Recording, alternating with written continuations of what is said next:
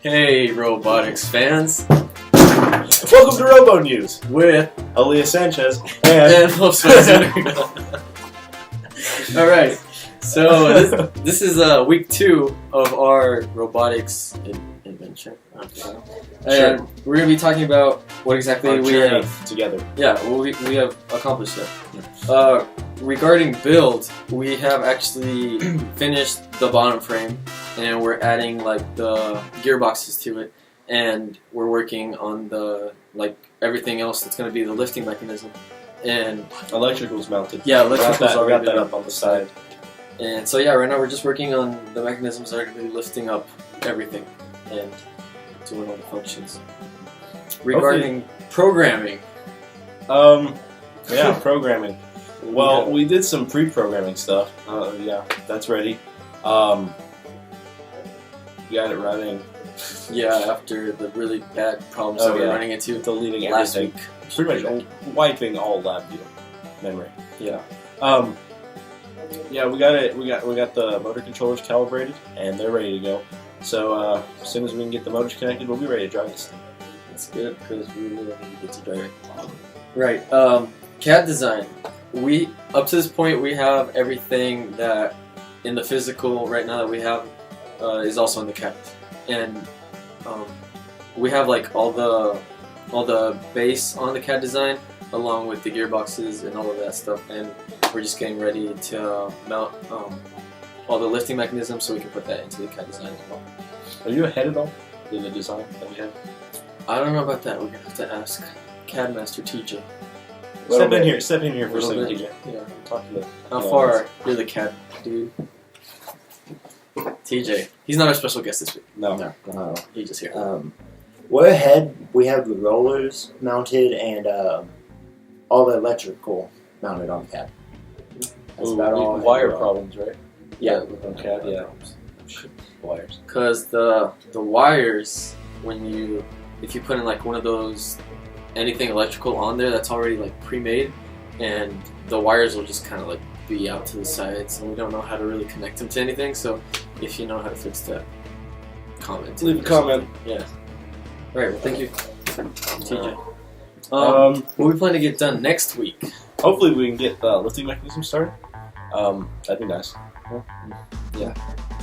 Programming wise, getting that set to go, and maybe we'll get some driving in it. So what all do we have done up to this point? That we can actually test.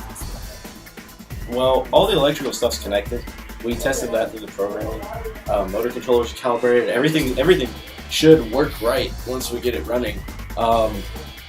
But there's just wire connections that we don't have in yet that we need to get to be able to connect the motors together. Yeah, and also we have had a great deal of help from our mentors that Mr. Mays was kind enough to find. And yeah, we actually have one of them joining us here today on the show, and he's going to be talking a little bit about what he has contributed to what we've been doing. And we have like how many do we have total? I think we have three. Yeah, we have 2 that kind of help with CAD. Then Mr. White is here with us today. All right, so Mr. White. Ooh. What's going on? Hello. Good to have you here. All right, so we have a couple questions for you. Where is it that you work, and what exactly do you do? I work at FMC Technologies in Stephenville, Texas, and they make oil field parts and so forth. And I'm a project manager, but I deal with mostly automation projects. I put in a robot and a laser and some other things. What is it that got you to help with the robotics program?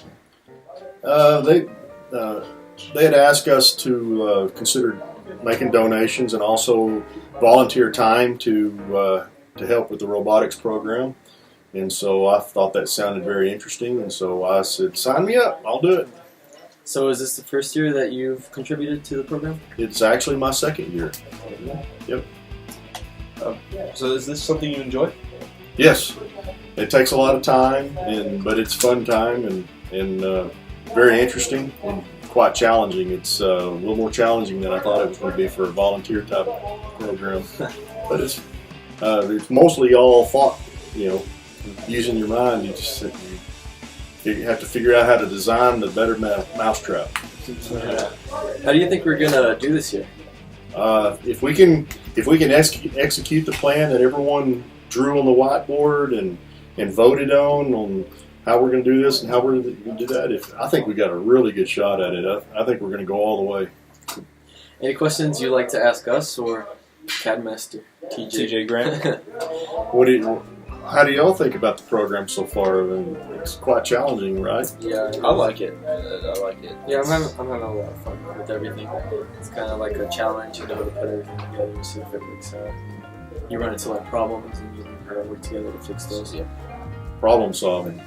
Yeah. That's what I do at work is a lot of problem solving. I'll come up with an idea, think it's great, and then I'll go into it and like, I didn't think of that. I didn't think of this. I didn't think of that. And then you work your way to a solution.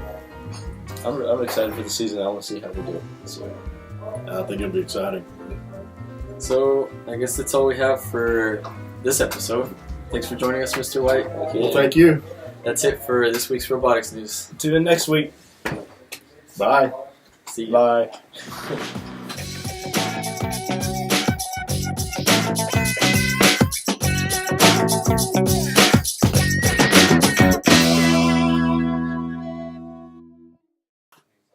Hey, Elias. What, Josue? What did the Germans say to the other German? What? No, I don't speak German.